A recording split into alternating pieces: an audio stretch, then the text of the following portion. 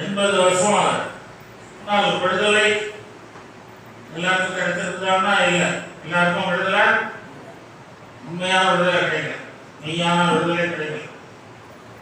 சுதந்திரம், மெய்யான சுதந்திரம் கிடைக்கல, மெய்யான பாதுகாப்பு கிடைக்கல.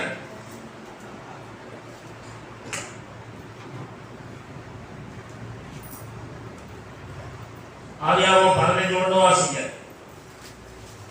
இந்த காரியங்கள் நடந்த பின்பு கர்த்தருடைய வார்த்தை ஆபிரகாமுக்கு தரிசனத்திலே உண்டாகி அவர், ஆபிராமே, நீ பயப்படாதே, நான் உனக்கு கேடகமும் உனக்கு மகா பெரிய பலனுமா இருக்கிறேன் என்றார்.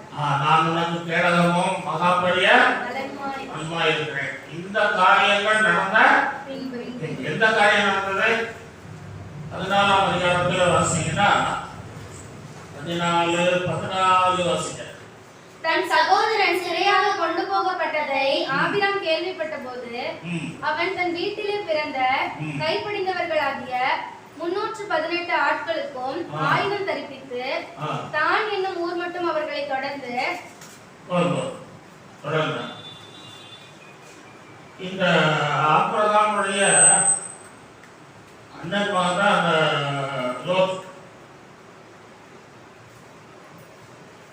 ஆபிரகாம் வந்து லோத்துக்கு சித்தப்பா. இப்படி ஆபிரகாம் ஆண்டவர் அழைப்பை கேட்டு புறப்பட்ட போது லோத்துவும் கூட வந்துட்டான். இருவரும் நல்ல ஒற்றுமையா அன்பா இருப்பாங்க நினை புறப்பட்டு நான் வரேன்னு சொல்லிட்டு வந்தான்.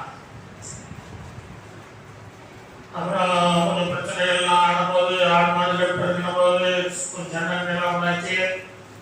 அப்போ நான் வளர்ந்து போனா நீ எடுத்து போறோம் சொல்லி இவர்கள் பிரிந்து விட்டார்கள் என்று பார்க்கிறோம். ஆனாலும் அந்த அன்பு குறையில குடும்பங்களிலே சண்டைகள் வரும், பிரச்சனைகள் வரும், போராட்டங்கள் வரும். அன்பு ஒரு காலம் ஒழியாது. அன்பு ஒழியக்கூடாது. அன்பு தன்மைகள் காணப்படக்கூடாது. அந்த ஆபிரகாம் இதை கேள்விப்பட்ட போது உடனே என்ன செய்தாரு? தன்னோடு கைப்படித்த 318 பேர் இருந்தாங்க. ஆபிரகாம் கல்தேயருடைய தேசத்தை விட்டு புறப்பட்டு போகையில் ஆபிரகாமும் சாராள் 2 பேர் தான் இருக்காங்க. நிலக்காரங்க கூட இல்லை, கொஞ்சம் ஆத்மாவே வச்சிருப்பாங்க. அதுக்கு பிறகுதான் அவங்களுக்கு என்ன செய்யறது? ஆசீர்வாதங்கள்லாம் உண்டாகுது. அப்போ கைப்படித்தவர்கள் சொல்ற வீட்டிலே சிறையாக அடிமையாக இருந்த வேலைக்காரர்களுக்கு பிறந்த ஆண் மக்கள் 318 பேரை அவன் என்ன செய்தான்? தேர்ந்தெடுத்து அவர்களுக்கு நல்ல ட்ரைனிங் கொடுத்து, ஆமா நம்ம கொஞ்சம் வசதி ஆயிட்டோம், எவ்வளவு பொறாமையில வந்து என்ன செய்வான்? நம்முடைய சொத்துக்கள் பொருள்கள் எல்லாம் அபகரிக்க வருவான். நாமும் நல்ல பாதுகாப்பா இருக்கணும்னு சொல்லி ஆயத்தமா இருந்தார். அல்லேலூயா. 2 பேரை ஆயத்தம் பண்ணி வச்சிருந்தார். அப்ப ஆபிரகாம் லோத்துவை பறிச்சு போயிட்டாங்க அப்படின்னு கேள்விப்பட்டார். 5 ராஜாக்கள் வந்து இந்த 4 ராஜாக்கள் இருந்தாங்க. இங்கே சோதமோமர ராஜாக்கள், பக்கத்து ஊரில் உள்ள ராஜாக்கள் 4 பேர். இந்த 4 ராஜாக்களையும் யுத்தம் பண்ண அவங்க 5 ராஜாக்கள் வந்துட்டாங்க. பல லட்சக்கணக்கான வீரர்களும் வந்துட்டாங்க. எல்லாம் யுத்தம் பண்ணி என்ன செய்யறாங்க? அந்த 4 ராஜாக்களுடைய பட்டணங்களையும் உள்ள எழுதி எல்லாம் கொண்டு போயிட்டாங்க. ஆடு மாடுகள், மனிதர்கள், ஆண்கள், பெண்கள், குழந்தைகள் எல்லாம் கொண்டு போயிட்டாங்க. ஒரே காலியா போச்சு, பட்டணமே காலியா போச்சு. அப்புறம் கேள்விப்பட்ட போது உடனே என்ன செய்தாரு? கைப்படிந்த 318 பேரை சொல்லி அவளை ஆய்வு பண்ணி உடனே புறப்பட்டு போய் அத்தனோட ராத்திரியா என்ன செய்தாங்க? போட்டு ஆடி ஆடி நாட்டி நோக்கி எல்லாத்தையும் தெரிஞ்சு கொடுத்தேன். 5 ராஜாக்களும் வீரர்கள்லாம் வச்சிருந்து அவரும் பாதுகாப்பு தான் இருந்திருப்பாரு ஐயா. அவரும் கொஞ்சம் ஆயத்தமாக தான் இருந்திருப்பாங்க, கொஞ்சம் எச்சரிக்கையாக தான் இருந்திருப்பாங்க. ஆனாலும் இவங்க போய் ஜோம் பண்ணிட்டு போய் ஆபிரகாம் ஜோம் பண்ணிட்டு புறப்பட்டு போயிருப்பார் இல்லையா? ஜோம் பண்ணாம எதையும் செய்ய மாட்டார். அவர் என்ன காரியங்கள் அவர் நிறைய பலிபீடங்களை கட்டினாரு. ஆண்டவரை மறக்காமல் பலிபீடங்களை கட்டி கர்த்தரை பொழுது கொண்டு அவர் நல்ல மனசு அவரை ஜெபித்து அவர் புறப்பட்டு போன போது ஆண்டவர் 5 ராஜாக்களையும் அவர் கையில் ஒப்பு கொடுத்தார். அல்லேலூயா. எல்லா பொருள்களையும் திருப்பி கொண்டு வந்தார். அது மாதிரி நம்முடைய இந்தியா தேசத்தையும் வெள்ளைக்காரர்கள் என்ன செய்தாங்க? கொள்ளையடிச்சு கொண்டு போயிட்டாங்க. எல்லாம் போயிடுச்சு. தங்கம், வெள்ளி, வெண்கலம், இரும்பு, வயற்கற்கள், ஏற்பட்ட கோமைதக கற்கள்,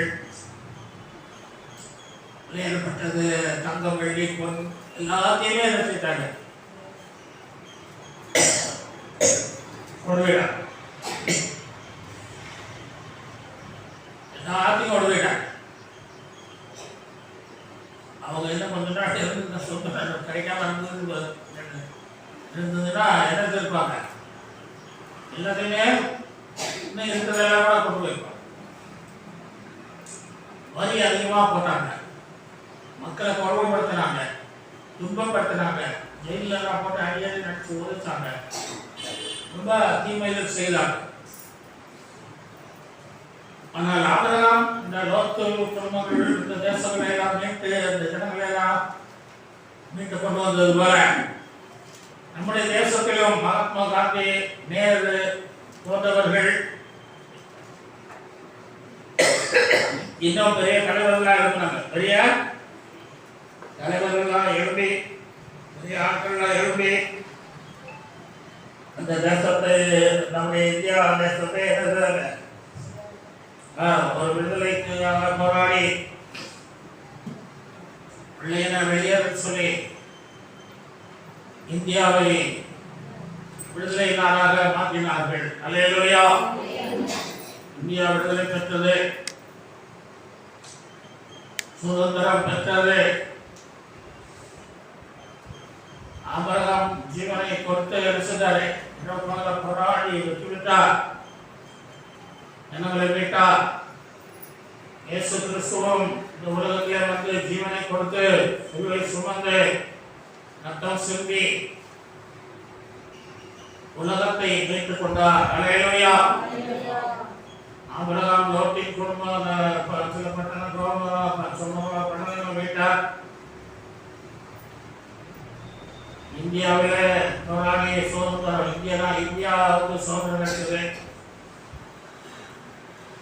இயேசு கிறிஸ்து உலகத்தையே சென்றார், மீட்டு விட்டார். அல்லேலூயா. உலகத்துக்கே விடுதலை, உலகத்துக்கே விடுதலை, உலகத்துக்கே சுதந்திரம், உலகத்துக்கே பாதுகாப்பு. 3 விடுதலை வேணும், சுதந்திரமும் வேணும், பாதுகாப்பும் வேணும். 3ஐ கொடுக்கிறவர் இயேசு. அல்லேலூயா.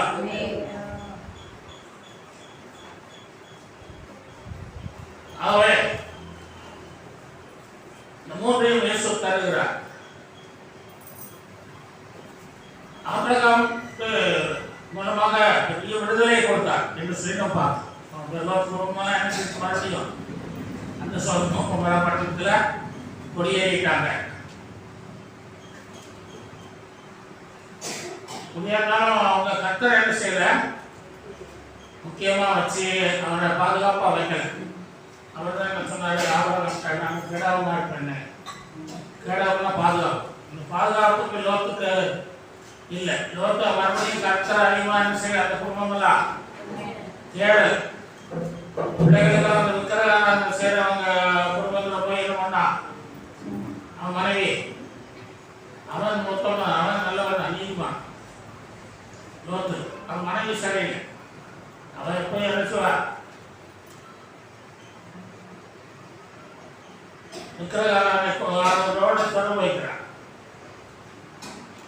பிள்ளைகள், பெண் பிள்ளைகள் 2 இருக்காங்க. 2 பேருக்கும் 2 இந்து பிள்ளைகளை பேசி ஒழுங்கு பண்ணியாச்சு. பண்ணியாச்சு. அதனாலதான் அவளுக்கு அந்த ஊரை விட்டு வர தெரியவில்லை. பொம்பளை பிள்ளைகள் பெரிய பிள்ளைகள் ஆகிட்டாங்க. தேசத்தை ஆண்டவர் அழிக்கிறேன்னு சொல்லும்போது இருட்டு பார்க்காமல் அவரால் இருக்க முடியாது. நல்ல மாப்பிள்ளையாச்சு, நல்லா சொத்து சோம்பெல்லாம் இருக்கு, பிள்ளைகளுக்கு மாப்பிள்ளைக்கு நான் எங்கே போவேன், ஆண்டவர் ஆயத்தம் பண்ணுவார் இல்லையா? போங்கன்னு சொல்ற கர்த்தர் வந்து எதிர்காலத்தை ஆயத்தம் பண்ண மாட்டாரா? வருங்காலங்களில் கர்த்தர் தான் நமக்கு எல்லாம் செய்யணும். வருங்காலங்கள் கர்த்தரத்தை இருக்கு. அல்லேலூயா. காலங்கள் கர்த்தருடைய பிள்ளைகள் தந்தவர் கர்த்தர், அவர்களுக்கு நல்ல மாப்பிள்ளை தருகிறவரும் கர்த்தர் தான் தரணும். அல்லேலூயா. எல்லாம் அவர் தான் செய்யணும். அவரே அண்டி கொள்ளணும். அல்லேலூயா.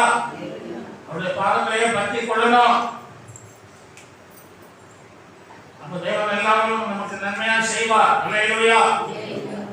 சொந்த பந்தான இந்த தொடர்பை கூட லோகத்துக்கு அதனால ஒரு என்ன செய்யல, பாதுகாப்பு இல்லாம போச்சு. லோகத்து குடும்பத்திலே பாதுகாப்பு இல்லை, பிள்ளைகளுக்கு பாதுகாப்பு இல்லை. மனைவி ஒரு திருப்பி பார்த்து ஒப்புத்தம் ஆயிட்டா, என்ன பாதுகாப்பு வேணும். ஆண்டவர் விடுதலை தருகிற தேவனாக இருக்கிறார். அந்த ஆபிரகாமுக்கு மூலமாக லோகத்துக்கு விடுதலை கொடுத்த தேவன் அப்புறம் ஆபிரகாமை பார்த்து சொல்லுகிறார். 15ஆம் அதிகாரத்துல 3-4 வருஷம் வாசிங்க. பின்னும் ஆபிரகாம், தேவரீர் எனக்கு புத்திர சந்தானம் அருளவில்லை, இதோ என் வீட்டில் பிறந்த பிள்ளை என் சோதரவாளியா இருக்கிறான் என்றான்.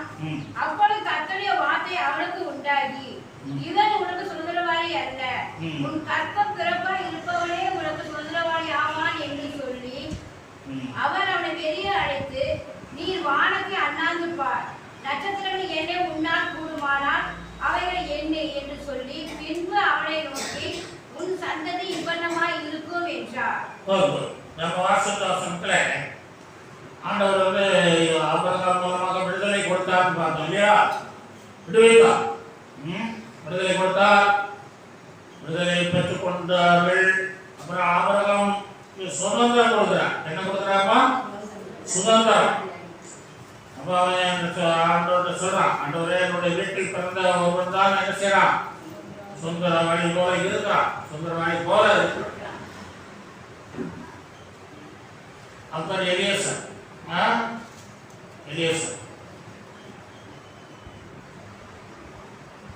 பாசமார் பிரசவம் என்ன சொல்லுவாங்க, ஆபிரகாம் வந்து பிதாவுக்கு ஒப்பா இருக்கிறாரு, ஈசாக்கு இயேசுக்கு ஒப்பா இருக்கிறாரு,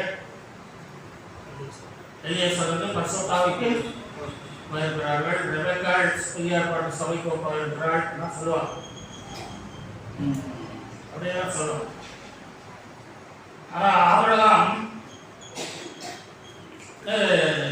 வீட்டிலே பிறந்த ஒருவனை அவருக்கு முக்கியமான ஆளை வச்சிருக்காரு. அப்படின்னு எல்லாம் கவனிக்கிறான். வீட்டு விசாரணைக்காரனாக அவன்தானோ அப்படிங்க. ஆபிரகாம் என்ன சொல்றாரு, அவன்தானோ அப்படின்னு. ஆண்ட சொல்றாரு, இவன் இல்ல, உன் கற்பப்பிறப்பாய் ஒருவன் பிறப்பா, அவன் தான் எனக்கு மாட்டேன் சுதந்திரவாளி. அப்படியே ஆண்டவர் ஒரு குழந்தையை சுதந்திரவாளியை கொடுத்தா. அல்லேலூயா.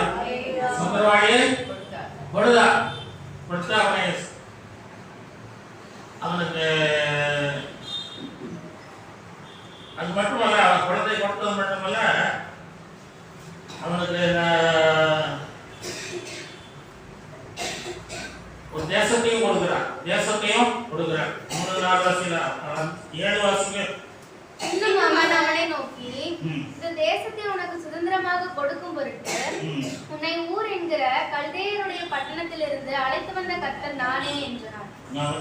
ஆண்டவர் சொல்றாரு, உனக்கு ஒரு குமாரனை தருவேன், சுதந்திரமா தருவேன்பா, அவன்தான் சுதந்திரவாளி. அப்புறம் உனக்கு சுதந்திரமா ஒரு தேசத்தையும் தருவேன். என்னமா தருவேன்றாரு? ஆமா, ஆபிரகாம் கேட்கல. ஆபிரகாம் வந்து குழந்தைதான் கேட்கிற, குழந்தை இல்லைன்னு.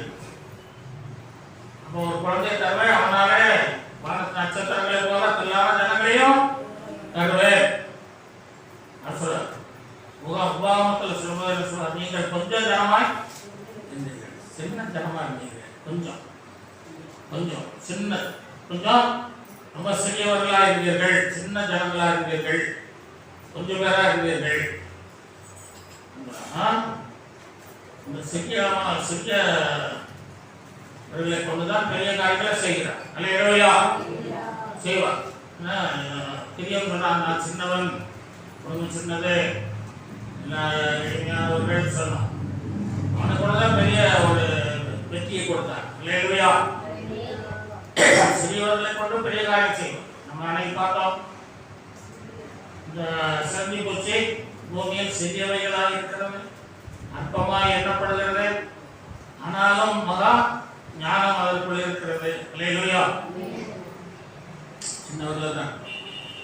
நம்ம ஒரு வீடு கட்டுறோம், இல்லை பெரிய வீடாக கட்டிடுறோம். பெரிய வீட்டுக்கு சின்ன கதவு இருக்கும், வாசல் மேலே கதவு, சின்ன கதவு, சின்ன கதவு, சின்ன போட்டு, சின்ன போட்டுக்கு சின்ன சாவி. அந்த சின்ன சாவி தான் அந்த வீட்டையே பாதுகாக்கிறது. அல்லேலூயா. அந்த வீட்டை திறக்கிறது. அல்லேலூயா. வீட்டுக்குள் நம்மை அனுமதிக்கிறது. அல்லேலூயா. இதுவரை உங்களுடைய விசுவாசம் சின்னதாக இருந்தாலும், அந்த நம்பிக்கை சின்னதாக இருந்தாலும், அது பெரிய காரியங்களை செய்யும். அல்லேலூயா. ஆபிரகாமுக்கு ஆண்டவர் குழந்தை தருவேன்னு சொல்லும்போது 98 வயசு, 98 வயசுல சொல்றார். 98-99 ஆயிடுச்சு. 100 வயதுல தான் அவன் பிறக்கிறான் இல்லையா? 98-99 வயசுல நான் பலவீனமானவன், என்னால் ஒன்றும் செய்ய முடியாது என்று சொல்றான். என் மனைவிக்கும் வயசாகிட்டு தான் சொல்றான். அப்ப அந்த சூழ்நிலையில அந்த பலவீனத்துல ஆண்டவர் பலன் கொடுத்தார். பலவீனத்தில் என்ன செய்தார்? பலன் கொடுத்தார். பவுல் என்ன சொல்றாரு ஆண்டவர்கிட்ட போய், நான் பலவீனமா இருக்கிறேன் ஆண்டவரே, எனக்கு இந்த பலவீனத்தை எடுத்து போடுன்னு சொல்றார். எடுத்து போட்டாரா? பலவீனத்தை எடுத்து போட்டாரா? எடுத்து போடல. எடுத்து போடல. அவன் என்ன சொன்னாரு? கிருபை உனக்கு. அப்ப உன்னுடைய பலவீனம் இருக்குது உண்மைதான்ப்பா, நான் அதை எடுத்து போடல. ஆனா அந்த கிருபையோடு, அந்த பலவீனத்தோடு உனக்கு கிருபை தர்றேன். என்ன தர்றேன்? கிருபை தர்றேன். இப்போ பலவீனம் மட்டும்தான் இருந்தது, இப்போ என்ன வந்திருக்கு? கிருபை. இல்லையா? பலவீனமா இருந்தா உங்களுக்கு என்னமா வருது? கிருபை வருது. பலவீனமா இருக்கிற பிள்ளைகளுக்கு என்ன வருதுமா? கிருபை தருகிறார். அதனால கிருபை கிருபை தான் பெரியது. கிருபை பெரியது, பலவீனம் சிறியது. அந்த சின்ன பலவீனத்துல பெரிய கிருபை உங்களுக்கு தர்றார். அல்லேலூயா. இப்போ பலவீனம் நல்லதா கெட்டதா? நல்லது. பலவீனம் நல்லது. அப்புறம் என்ன சொல்றாரு ஆண்டவர்? உன் பலவீனத்திலே என் பலன் பூரணமாய். பலவீனத்திலே என்ன தர்றாரு? கிருபை காரியம் பலன் தந்தார். கிருபையினால சொல்றாரு, மேன்மை பாராட்டுகிறேன். பலவீனத்திலும் மேன்மை வருது. என்ன வருதுமா? பலவீனத்தில் உங்களுக்கு மேன்மை தருகிறார். சரியா? அப்ப பலவீனத்துல வல்லமை தருகிறார். என்ன தருகிறாரு? அவங்களுக்கு வல்லமை கொடுக்கிறார். பலவீனத்துல என்னுடைய வல்லமை உனக்கு விளங்கும்னு சொல்லி வல்லமை கொடுக்கிறார். என்ன வல்லமை? பலவீனத்துல வல்லமை. பவுல் படுத்து கிடக்கிறார். அப்போ வியாதியெல்லாம் வந்து கேட்டுக்கு வெளியே நின்று கொள்றாங்க. ஐயா, கதவு திறமையா, பவுலையா, என்னுடைய வியாதியை குணமாக்குங்க, உனக்கு வந்து ஒரு ஜோம் பண்ணுங்க. இவரால் எச்சு போக முடியல. அவர் ஒரு கட்சி போட்டு ஜோம் பண்ணி கொடுக்குறார். அவர்கிட்ட இருந்த வல்லமை கட்சிக்குள்ள இறங்கிச்சு. அல்லேலூயா. இந்த கட்சிக்குள்ள ஜோம் பண்ணி கொடுத்தாரு. இதை போடு, இதை கொண்டு அந்த அம்மா மேல போட்டோம்னா யார் சோமை சொல்லுங்க. அப்போ பலவீனத்துல என்ன நடக்குதுமா? நடக்கா? நீங்க பலவீனம் தான் இருக்கு. ஆனா உங்களை கொண்டு ஆண்டவர் செய்றாரு, நிறைய பேரை சோகமாக்குகிறார். அல்லேலூயா. இந்த விழுப்புரத்துல ஒரு அம்மா இருந்தாங்க, ஊழியக்காரமா தான். இந்த ஐயா எப்படி போனாரு? இந்த அம்மா தான் படுத்திருந்தாங்க. 3 வருஷம் படுத்திருந்தாங்க. எல்லாம் வந்து கதவை தட்டுவாங்க. திறக்கம்மா, ஐயா இருக்கும்போது ஜோம் பண்ணோம், விடுதலை கிடைச்சிருமா, ஜோம் பண்ணணுமா, ஜோம் பண்ண வந்திருக்கேன். நீ அங்கே இல்லை அப்படின்னு சொல்லி கம்பி கேட்டு போடுவாங்க. அங்கே நின்று வார்த்தைக்கு இந்த அம்மா பட்டா இருக்கும் எந்திரிக்கு அந்த ஒரே இந்த அம்மா உங்க விடுதலையை கொடுங்க அப்படின்னு சோமை அலையிலையா அந்த அம்மா உயிரோடு இருந்து நல்ல படுத்தாவுக்கு முந்தி யார் சோமானதை விட பட்ட பிறகுதான் ரொம்ப பேர் சொல்லியிருக்காங்க. அலையிலையா அப்ப நீங்க பலவீனமா இருக்கும்போது நீங்க பலனுள்ளவர்களாக இருக்கிறீர்கள், கிருபை நிறைந்தவர்களாக இருக்கிறீர்கள், வல்லமை மிகுந்தவர்களாக இருக்கிறீர்கள். கிருபையினாலே பலவீனத்தில் உங்களுக்கு வெள்ளம் தருகிறார், பலவீனத்திலே உங்களை மேன்மைப்படுத்துகிறார். அல்லேலூயா. ஆமா, மேன்மை கிடைக்கும். பலவீனத்தில் என்ன சொல்றார் பவுல்? என்ன சொல்றாரு? பலவீனத்தில்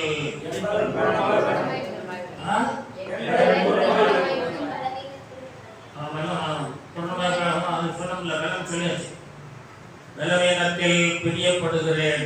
பலவீனத்தில் பிரியப்படுறாரா? பலவீனம் உங்களுக்கு ஒன்று தொட்டுங்க, அதுல இருக்குன்னா உங்களுக்கு எல்லா ஆசீர்வாதமே கிடைக்குது.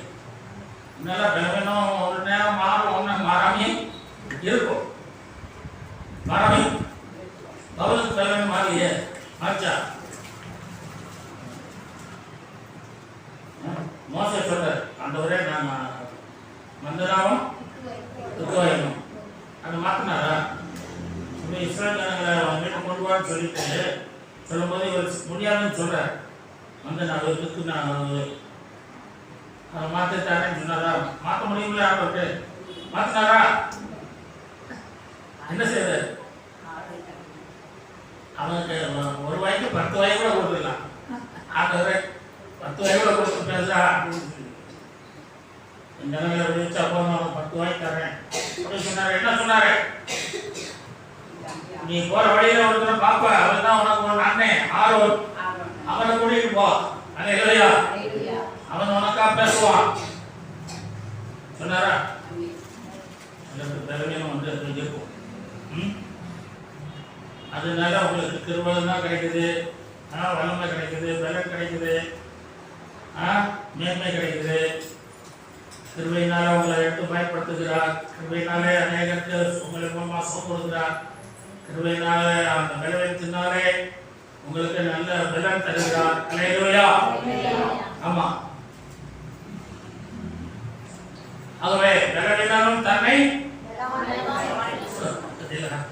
பலவீனம் சொன்னா யாராவது பலவீனம் மனசுல பலவீனமா இருக்கு பாஸ்டர் ஜோமனக்கு வராதீங்க.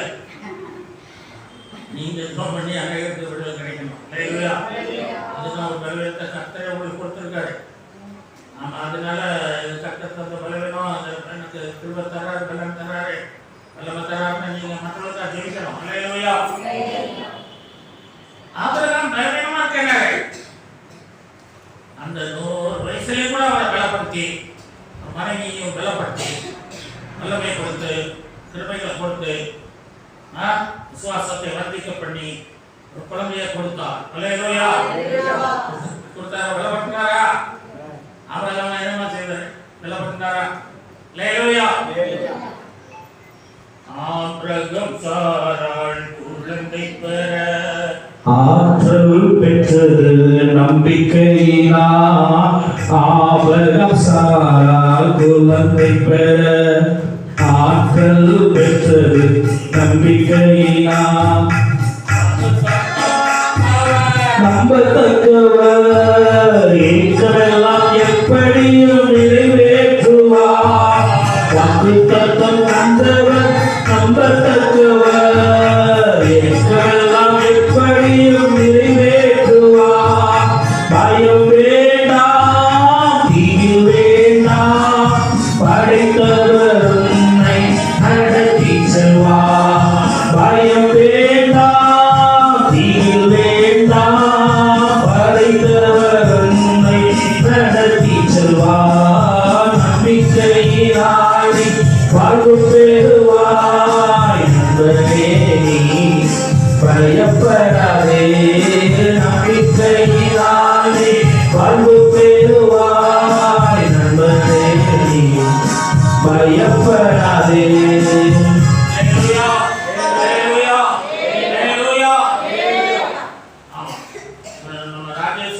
பலவீனமா இருக்கு. ஆனாலும் பலவீனத்தையும் பலமுள்ளதா இருக்கு. அல்லேலூயா. பவுல் சொல்றார், பலவீனமா இருக்கும்போது எப்படி இருக்கேன்? பலமுள்ளவனா இருக்கேன். பலவீனமா இருக்கும்போதே பலவீனம். அப்ப நீங்க அந்த பலவீனமா இருக்கிறத இனிமே சொல்லாதீங்க. அல்லேலூயா. ஆமா, என்ன பலப்படுத்த கிறிஸ்துவினால எல்லாத்தையும் செய்ய எல்லாம் எனக்கு தருகிறான்னு சொல்லுங்க.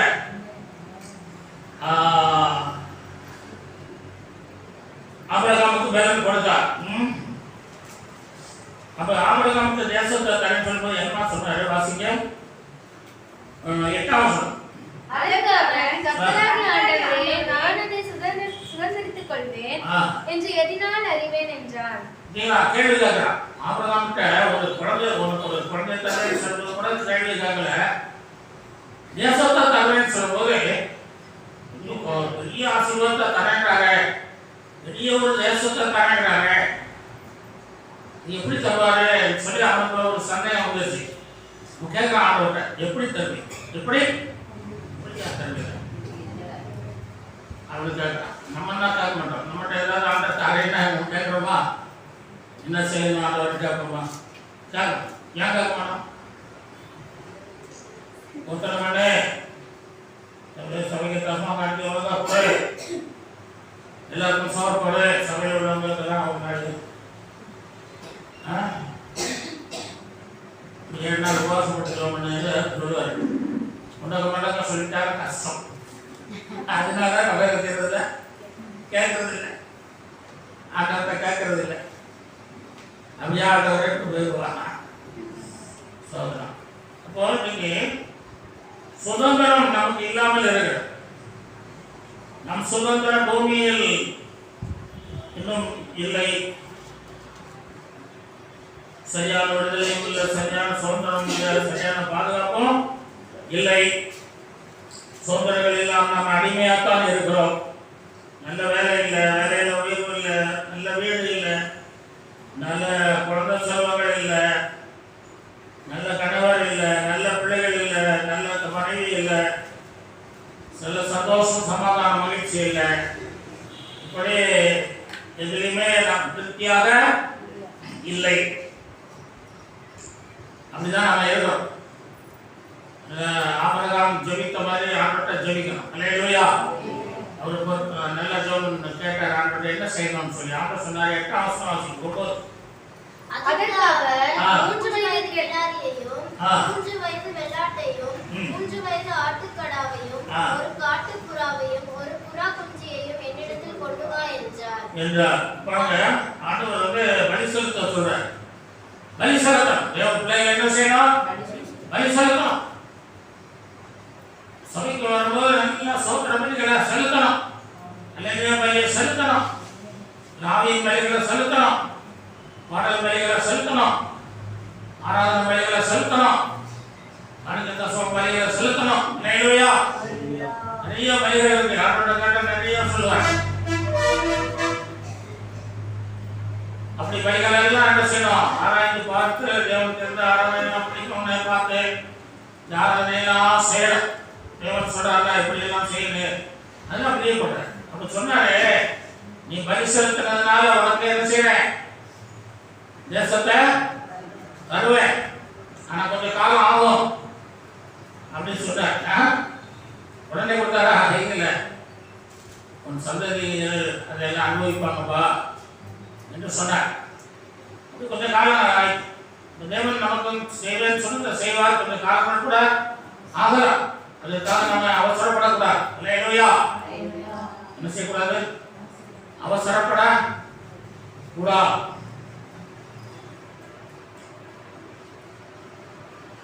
ஒரு தகப்பன் வந்து மகள்கிட்ட 2 ஆப்பிள் கொடுத்தார். அப்பா இதை நீ சாப்பிடு அப்படின்னு சொல்லி கொடுத்துட்டு போயிட்டார். வீட்டுக்கு வந்து கொடுத்து போயிட்டார். அவங்க அம்மா சமையல் இருந்துச்சு. அது என்னடா அவர் ஆமையல் சமையல் எட்டிக்க. அப்போ அந்த பாப்பா சொன்னாங்கம்மா, அப்பா வந்தாரு 2 ஆப்பிள் கொடுத்தாரு அப்படின்னு சொல்லி காமிக்கிறான். சாப்பிட சொன்னாரு. நீ அந்த அம்மா பார்த்தது, பாப்பா எனக்கு ரொம்ப ஆசையா இருக்கு பாப்பா, ஒரு ஆப்பிள் எனக்கு கொடு, ஒரு ஆப்பிள் எனக்கு கொடு.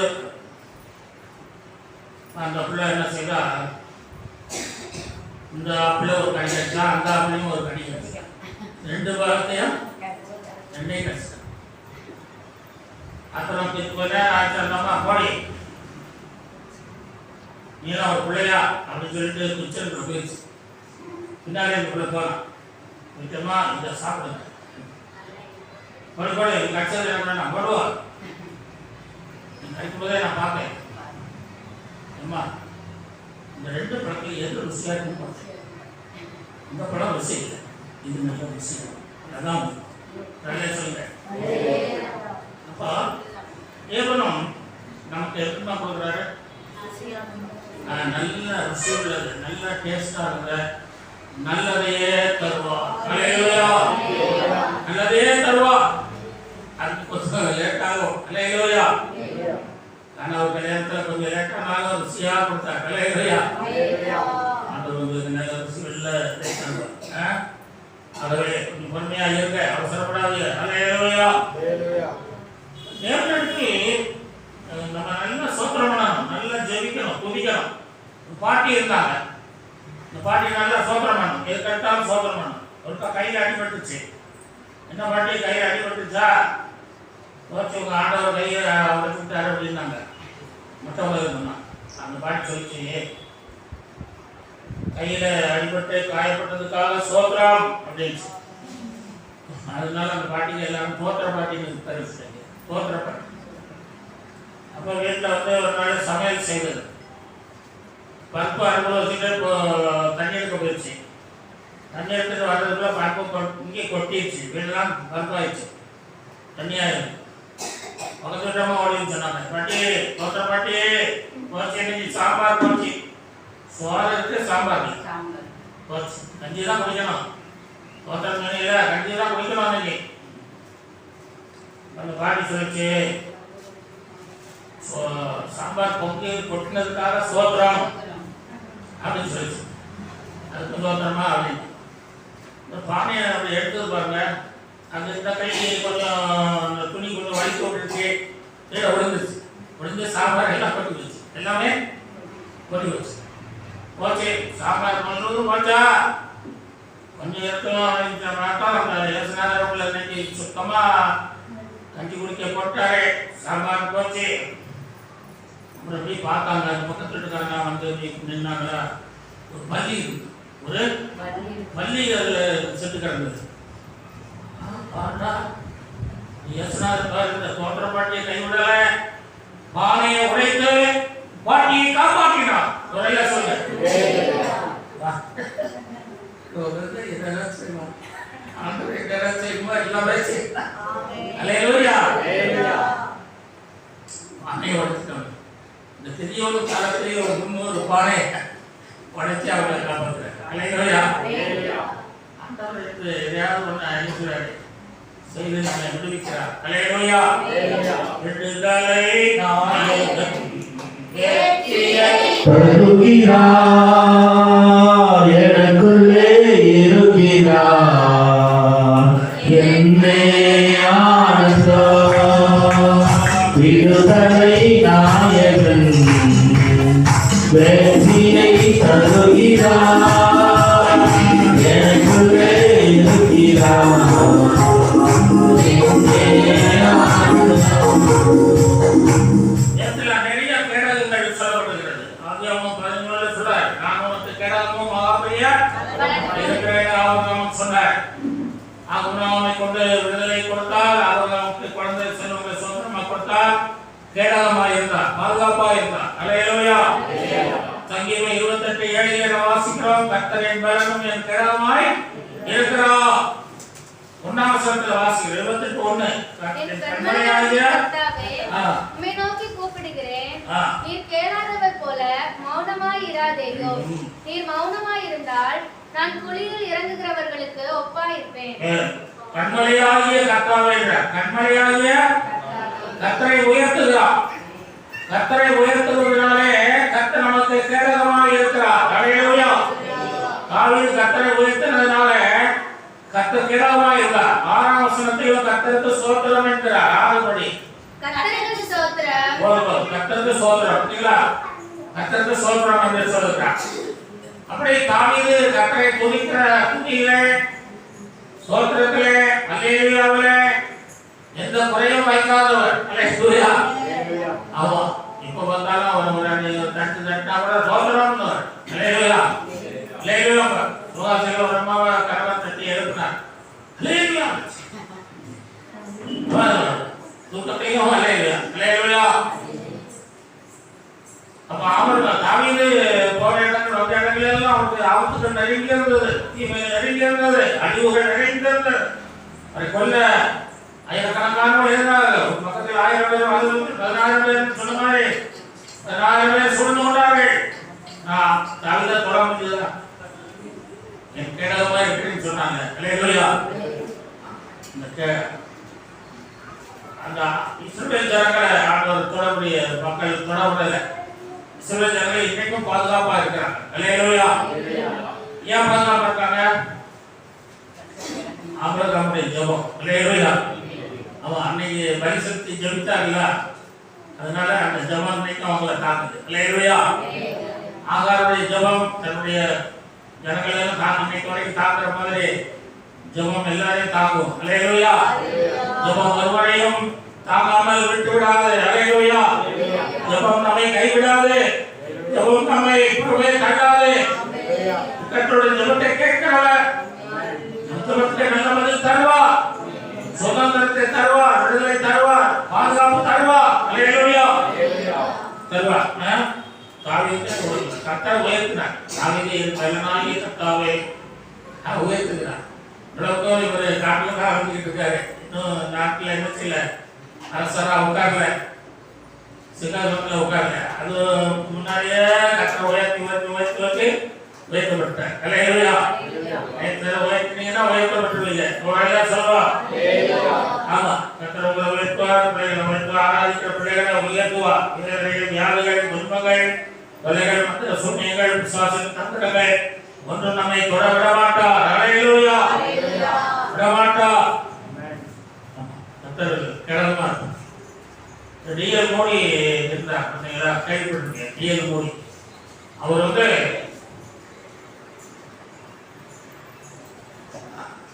டிஎல் மோடி ஒரு இடத்துல அவர் ஊழியம் செய்கிறார். அங்க எதிரிகள் நிறைய ஆரம்பிச்சாங்க, வந்துட்டாங்க. எதிரிகள் நிறைய வரவும் அவர் கொஞ்சம் வயதுல ஊழியங்கள் செய்கிறார், உற்சாகமா செய்கிறார். அப்போ எதிரிகள் 4 பேரை கூப்பிட்டு, இந்த காலையில கிராமங்களுக்கு போவான், ஊழியத்துக்கு போவான், அவனை கொண்டுருக்க சரி, அவங்களுக்கு காசெல்லாம் கொடுத்து 4 பேரை அனுப்பினான். இங்க அறுவாழை கம்பெல்லாம் போய் வந்தாங்க. ஒரு கிராமத்துக்கு போயிட்டு இருக்காங்க. அங்க இருந்து பாக்குறாங்க, அந்த பரோடா குடிச்சிருவான், வெட்டிடுவான், கொண்டுருவான் அப்படின்னு சொல்லி வேகமா வர்றாங்க. அதுபோது தனியா போயிருந்தவங்க கூட இன்னொருத்தர் வந்து பேசிக்கிறார். இன்னொருத்தர் வந்து பேசுறாரு, இவரும் பேசுறாரு, சத்தமா பேசுறாங்க. அவங்க கேட்கிறாங்க, யாரோ ஒருத்தன் கூட சேவை கண்டாயிரம் வந்து 2 பேரா போறாங்க பாரு, நம்ம ஒன்றும் செய்யாதா. கொஞ்ச நேரத்தில் கொஞ்ச தூரம் போற பிறகு அந்த கூட போனவர் மறைஞ்சிட்டார். கூட போனவர் காணாம போயிட்டார். காணாம போவோம் அவங்க ஓடி வந்து கேட்கறான், ஓடி பசங்காரு நம்ம கூட யாரோ பேசிட்டு இருந்தாங்களே, யார் சொல்லணுமா அப்படின்னு சொல்லும். யார் பண்ணா அறுவாள் கும்பலா அவருக்கு ரெடியா இருக்கு, போட்டு அனுப்புவோம், ஒழுங்கா சொல்லும். அவர் இயேசு. அல்லேலூயா. அவர் இயேசுன்னு சொல்லவா ஓடியே போயிட்டாங்க. ஒரு வேளை சொல்லுங்க, அவர்தான் இயேசு, அவர்தான் இயேசு, அவர்தான் இயேசு, அவரிடம் பேசு. அவர்தான் இயேசு, அவர்தான் இயேசு, அவர்தான் இயேசு, அவரிடம் பேசு. எனக்கு இருக்கின்றார், அவர் என்னையும் நேசிக்கின்றார். காப்பீரே அனைத்தையும்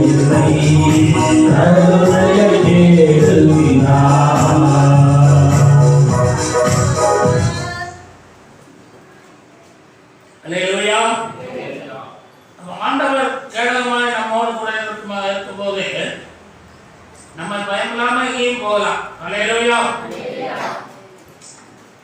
ஆபிரகாமுக்கு அவருடைய குடும்பங்களுக்கெல்லாம் பாதுகாப்பா இருக்கிறவர், கேடகமா இருக்கிறவர் தேவன். அல்லேலூயா. அந்த தேவன் கூட இருந்தனால ஆபிரகாமுக்கோ குடும்பங்களுக்கோ யாருக்குமே எந்த ஒரு கஷ்டமும் வரல. அல்லேலூயா. வரல. ஆமா, ரெபெக்காள்